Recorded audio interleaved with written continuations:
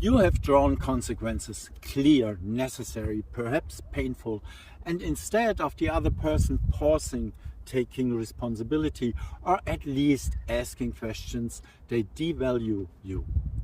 They placate themselves with excuses, withdraw into narrow self, and focus their energy not on reconciliation but on destruction. What remains is confusion, anger, sadness, and the question, how do you deal with people who devalue you when you set boundaries?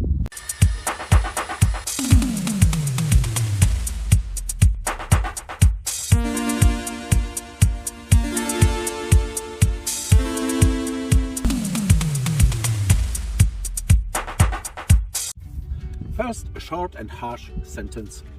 Devaluation is their defense mechanism, not your judgment. When people belittle you, they often do so because they lack the courage or ability to examine their own behavior. Psychologically speaking, this is often a projection. The characteristics they attack in you are reflections of what they don't want to bear within themselves.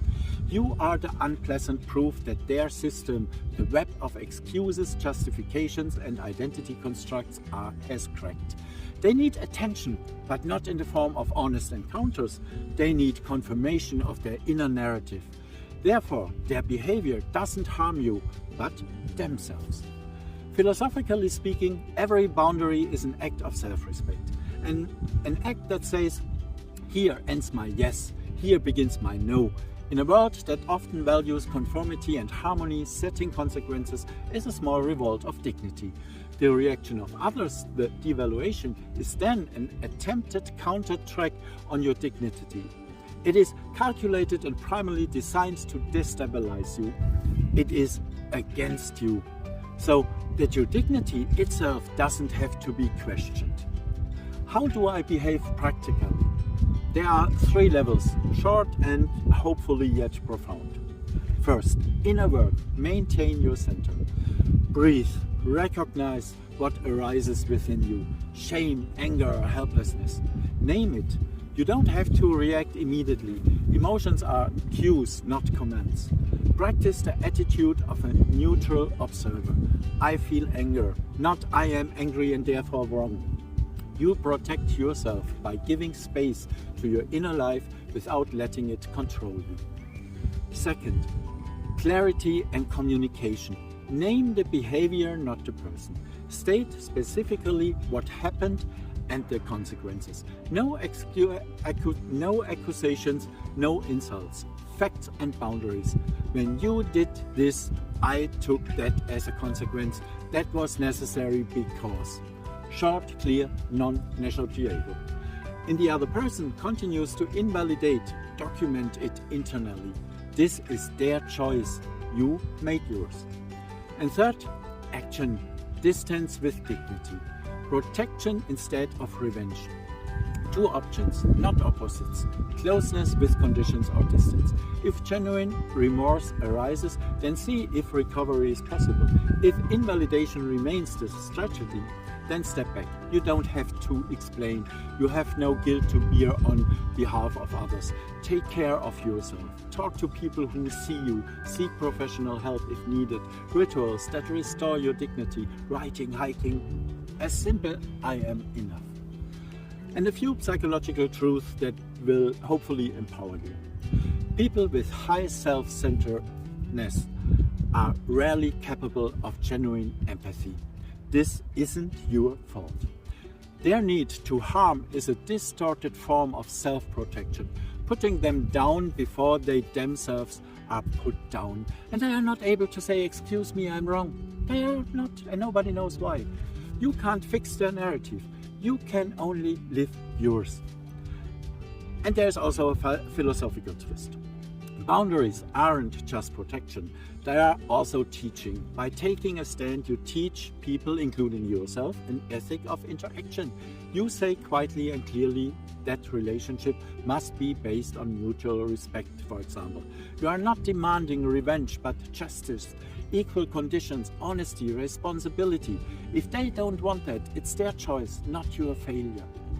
And finally, something brief and lasting. Those who devalue are renunciating maturity, courage, the risk of changing themselves. Those who set boundaries risk loss but gain self-respect. Both carry weight. Both are human. You are allowed to be angry.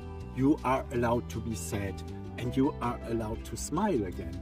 Not because you were hurt, but because you have learned how to hold yourself up when others cannot. That is not a certainty in the world. It is the certainty of your dignity. And your limits keeps your dignity and help your mental state.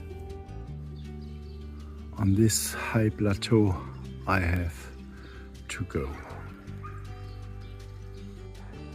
With 12% evaluation, the blood circulation is running.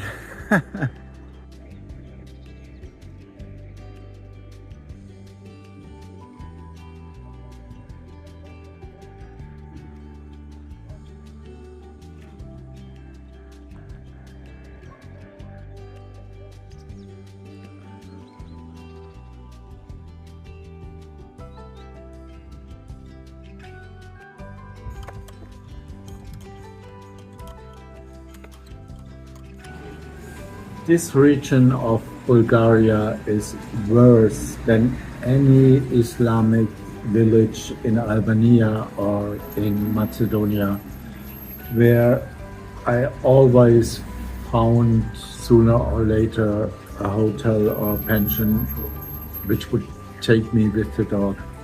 Here, no dog at all. It doesn't matter what kind of story I construct around the dog. They rather prefer a dead man in a hotel room than a dog. I found a nice spot on the ground of a castle.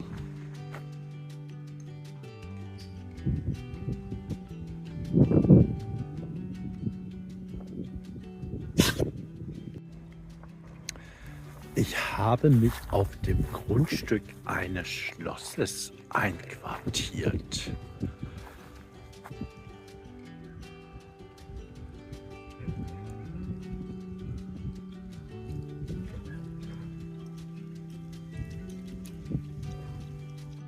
But it's only open at the weekend and nobody's living there, and so another chance to meet a prince is gone. It's really bewitched with me and the princess. They are all fools. I could have hiked 1 or 2 hours more today, but the sun is shining. It's sort of warm.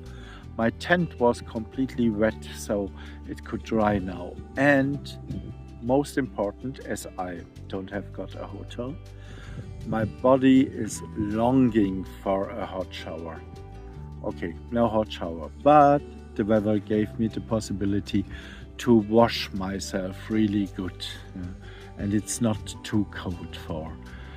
And so I have there was no need for wasting my gas to heat up water so I can wash myself.